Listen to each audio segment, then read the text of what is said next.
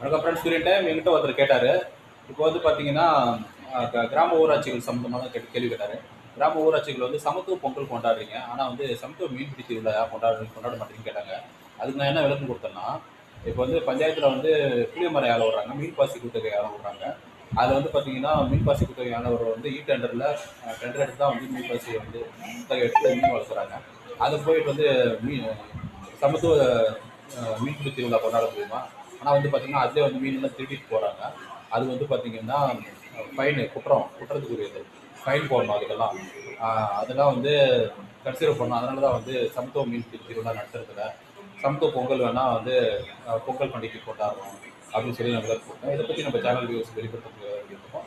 இது போன்ற அப்டேட்டுகளுக்கு தொடர்ந்து சூரியன் டைமை ஃபாலோ பண்ணிட்டு அதே போல் தான் வந்து பார்த்தீங்கன்னா, இப்போ சமத்துவ நாடு இல்லைன்னு சொல்லி ஒரு எக்ஸாம்பிள் சொல்கிற பாருங்க.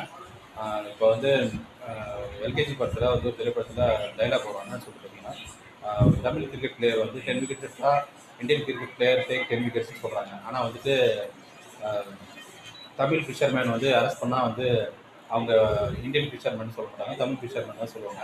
உங்களுக்கே தெரியும் எங்கே சொல்கிறேன்னு சொல்லிட்டு. இலங்கையில் வந்து எத்தனை பேர் அரெஸ்ட் பண்ணாங்க, அதுக்கு சிஎம் எத்தனை டைம் கடி வந்துருக்கிறாருன்னு சொல்லி தெரிய வந்துருக்கு நினைக்கிறேன். இது போன்ற அப்டேட் இருக்குது. தொடர்ந்து சரி பாருங்கள். தேங்க்யூ.